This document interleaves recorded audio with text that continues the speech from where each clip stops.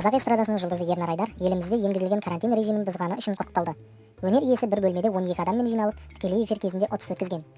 Не үшін ұстады полициялық Ойын ойнатылып жатқан кезде ұстады. Жалпы. Мен өзім әрекетіме карантин жағдайына шығып кеткеніме ол үлкен кешірім сұраймын. Әрине мен ол жағына қауіпсіз сақтауым керек. Кешірім сұраймын.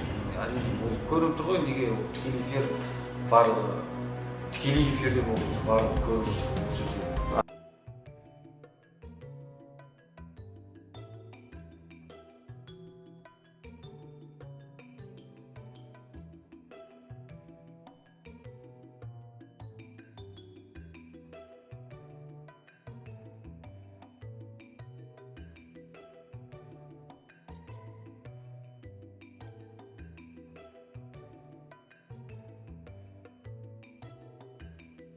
Ернар Айдар мен оның қасындағы 2 адам онлайн трансляция арқылы ұтыс өткізбек болған. Алайда олар карантин уақытында енгізілген қауіпсіздік ережелеріне қарамастан барлығы бір бөлмеге жиналған.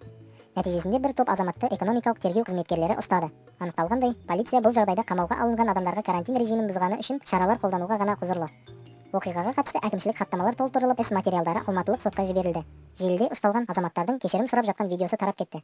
Бейнежазбада олар келесіде мұндай жағдайды қайталамауға уәде берген. Полиция төтенше жағдай және карантин режимдерін бұзу әкімшілік жауапкершілікке әкеп соқтыратынын және нәтижесінде 10 айлық есептік көрсеткіш айыппұл салудан 15 тәулікке дейін қамауға алынатындығын ескертуде. Коронавирус пандемиясы салдарынан ел аумағында төтенше жағдай режимі енгізілген. Кей қалалардың карантинге жабылуына қарамастан көптеген қазақстандықтар оқшаулау шарасын ұстанып жүрген жоқ.